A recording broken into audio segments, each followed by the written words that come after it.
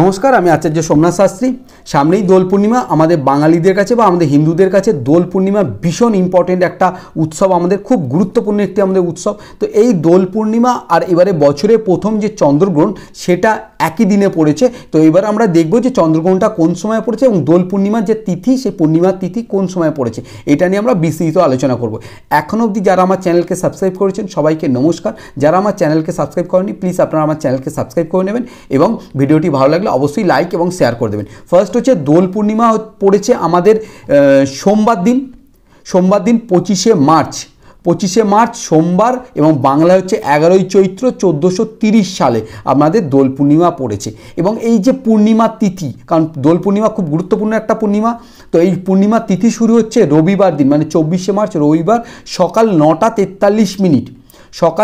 রবিবার সকাল 9টা 43 মিনিট থেকে তিথি শুরু হচ্ছে। সেই তিথি থাকবে কবে? সেই তিথি থাকবে 25শে মার্চ সোমবার দিন। 25শে মার্চ সোমবার সকাল 11টা 48 মিনিট পর্যন্ত কিন্তু আমাদের এই তিথি চলবে।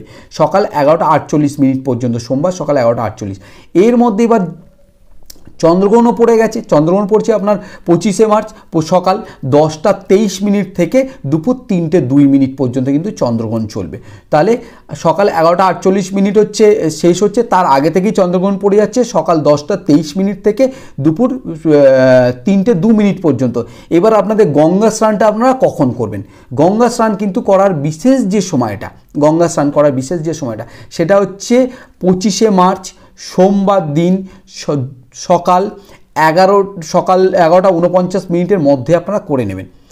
5টা 42 থেকে শুরু হচ্ছে, 5টা 42 থেকে সকাল 5টা 42 থেকে 11টা 49-এর মধ্যে আপনারা গঙ্গা স্নানটা করে নেবেন। আর চেষ্টা করবেন যদি এই যে সময়টা 10টা 23 থেকে, মানে চন্দ্রগ্রহণটা যে সময়টা 10টা 23 থেকে 11টা 49, এই সময়টার মধ্যে গঙ্গা স্নানটা করার। কারণ এই সময়ের মধ্যে যদি আপনারা গঙ্গা স্নান করেন তাহলে আপনারা গ্রহণের মধ্যে গঙ্গা স্নান করছেন।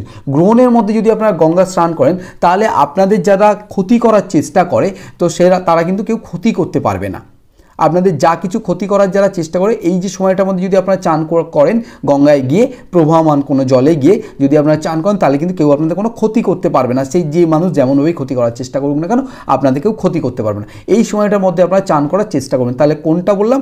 সোমবার দিন এমনি গঙ্গা স্নানের যে সময়টা সেটা হচ্ছে 5টা 42 থেকে 11টা 49-এর মধ্যে আপনি যখন খুশি চান করুন। কিন্তু বিশেষ আমি যে টাইমটা বললাম সেটা হচ্ছে 10টা 23 থেকে 11টা 49-এর মধ্যে আপনারা যদি চান করেন তাহলে এর থেকে ভালো আর কিছু হয় না।